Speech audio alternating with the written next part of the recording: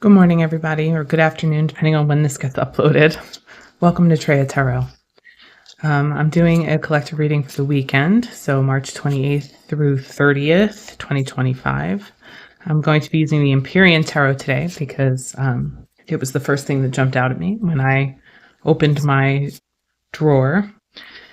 I recently found a whole bunch of old decks that I had kept in a box from when I lived in Seattle 20 years ago. And I haven't gotten around to actually pulling any of those out yet, but I'm hoping to use some of those newer ones, well, new old ones, in the reading soon. So I do have a thing for having lots of tarot options.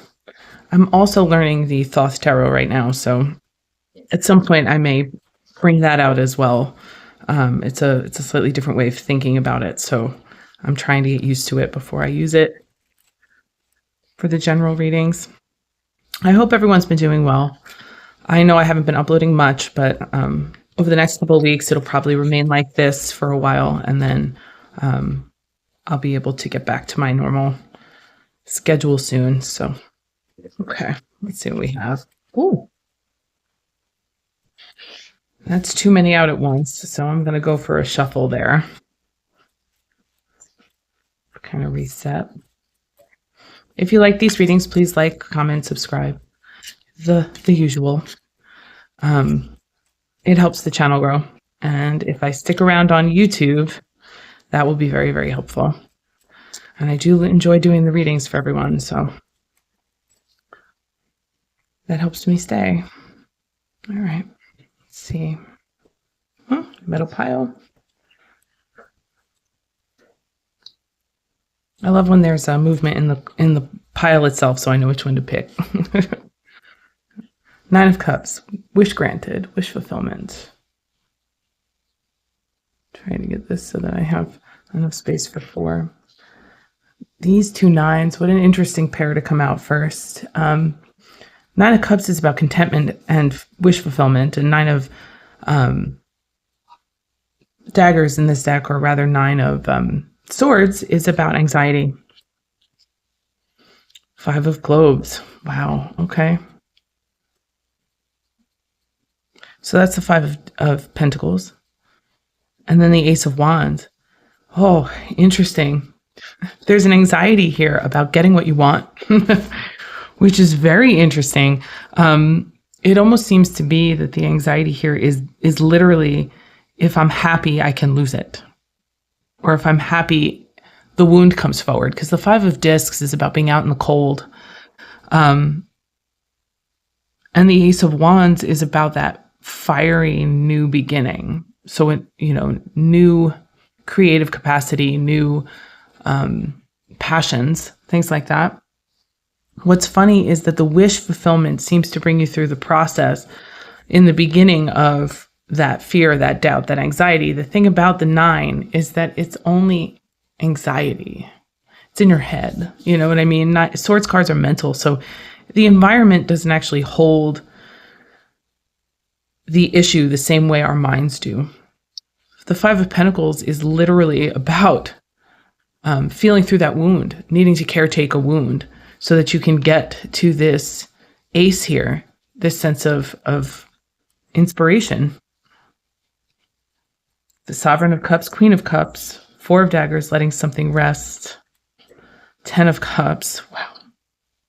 And the 8 of Daggers. This is essentially a reading about freeing yourself from a mental pattern or belief system or idea that seems to keep you in the cycle of fear that happens every time you get close to the thing that you want. And it seems to be that this being the thing that you want, that passionate kind of new beginning energy, that very exciting, creative expression of the Ace of Wands, that can also be moved. So location changes, things like that. But it's definite movement. Wands are movement. So you have this obvious movement here that comes after a period of attending to an anxiety-based wound that brings the Queen of Cups, the intuition, the softer, more Venusian part of the self, to leave something behind, to let something rest. Or rather, let me be clear, to leave something from the past that needs to rest behind, so that the Ten of Cups can come forward and help you confront the ways in which you keep yourself isolated mentally from everything else, or undeserving, or that sense of being undeserving, or that sense of not knowing which way to go, because what if I move too far to the left or too far to the right? The Eight of Swords, like the Nine of Swords, comes with a fair amount of anxiety, but it also comes with a sense of self-imposed imprisonment that isn't necessarily based in reality. Again, it's in the mind.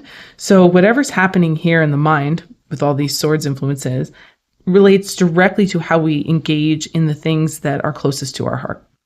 So the cups and the swords to me are very much head and heart energy. So if you're finding yourself rejecting something that you know you want, or keeping yourself away from something you know you want because you feel like you can't get out of this mental cycle, that's what's being brought up over the next. Yeah, this is definitely relational. But the Lovers always comes up as a choice point as well. So for some people, this may be creative. Again, another choice point. 2 cards about choice right back to back. The High Sage. You can ask for help if you need help with a decision. And then the Eight of Wands, fast movement forward. Okay, so once the decision gets made, there is no turning back. There's just a turn. There's a very clear portal here. The Lovers, partnership, decisions, blind decisions, also decisions that have extra options that we can't see. The Two of Swords comes up when we think it's one or the other, but it can also be something else in between, or completely separate from that one way of thinking, or those 2 ways of thinking. The High Sage tells me that there is maybe a divine intervention moment, or something that comes in to tell you that you are assisted, even if it's etherically. And then the Eight of Wands tells me once the decision is made, there is no turning back. 4 of Cups, the dream, disillusionment. 3 of Wands, going out there and doing and being the thing. And then the Sovereign of Globes, so the Queen of Pentacles. There's a transition here from closely held wish to reality. So there's a manifestation process here. Literally. And I don't even necessarily want to use that word because it's action oriented and it's process oriented. So it's not magical in that sense. But there is a manifestation process from closely held wish through belief systems that keep you from closely held wish to wish granted, to releasing the thing that stood in your way, ending the self-imprisonment cycle, or the cyclical cycle of keeping yourself away from the thing you actually want. The Lovers and the Two of Swords tell me the choice is definite and potentially made with others. And then the High Sage, the Eight of Wands, 4 of Cups, 3 of Wands, and Queen of Pentacles tells me that once you've processed whatever idea is keeping you looped in the state you're in now as opposed to the state you want to be, once you've identified that, the movement is very quick and it takes away any sense of, I want to say idealism, but I don't mean necessarily idealism. I mean, it takes away the delusion and brings you back into the real world on some level. It brings your heart down to earth. And the reason I say that is because as much as the 4 of Cups could potentially be keeping the dream alive, it can also be that Neptunian influence of over idealizing something instead of paying attention to what it will take in the real world to engage in that thing or that process. The 3 of Wands tells me that the moves get made, though. 3 of Wands is about not waiting anymore and just putting that effort forward, putting that creative drive forward. And then the Queen of Pentacles, which is this nurturing energy, but it's nurturing real world things. It's giving, it's receiving, it's nutrition, it's sensuality, but in a practical sense. It's all of those things that are worldly that can keep us grounded. Okay, so I would say this is the week, and maybe that makes sense because of the eclipse, if you subscribe to that, but the Nine of Wands and the Knight of Cups, you have to get past the self-protective mechanism by listening and making action based on your heart. And it's funny and then the Two of Cups. Ooh. All right.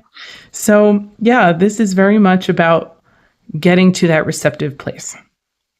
Getting to a place where you're willing to actually be vulnerable and access that creativity and access your own life force for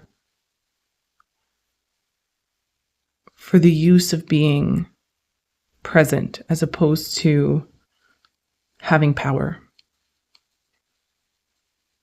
This comes across as completely heart-centered, and I love that personally. This weekend may bring people together. It may take people apart as well, but I have a feeling that the Two of Cups being the end point tells me that there's a reciprocity available that I don't think these parties in this storyline have seen yet, because of these ideas that they're currently having to parse out and move through. But that Ten of Cups, the foundation is strong. This is actually the right place to attend to that Eight of Swords energy, where it's like, well, how am I keeping myself bound to something that's actually hurting me as opposed to protecting me like I think it is? Because that's what comes up. It's the removal of the idealism, but it's not necessarily, how do I say that? Idealism doesn't necessarily come in the form of pleasant fantasy. Sometimes idealism is, if I do X, Y, Z, I will get X, Y, Z. And therefore, I should never extend myself into this particular emotive space, because if I do, I'm too vulnerable and it doesn't produce the result I'm looking for. There's too many cups and too many swords here for me to think that this is going to feel easy, but at the same time, it might feel like a profound relief in a lot of ways, or profound expansion with the Wands energy there. It could be a profound mental expansion that actually allows for joy, as opposed to the fear that we expect to meet, or that Five of Pentacles energy of being out in the cold. I will say this: if you have been rejected for your vulnerability in the past, you may find that gets resolved this time, whatever that means to you. There's so much receptivity here, and so much opening of those self-protective mechanisms. The anxiety that keeps us there, the Nine of Wands, the I can do this on my own, that energy, the Eight of Swords, the I must keep myself in here so I am safe, but I am actually bound, all of that stuff. So this is a resolution of some kind. And if it does relate to the eclipse themes for you, then I do hope it goes as well as possible. All right. Well, I'll leave it there.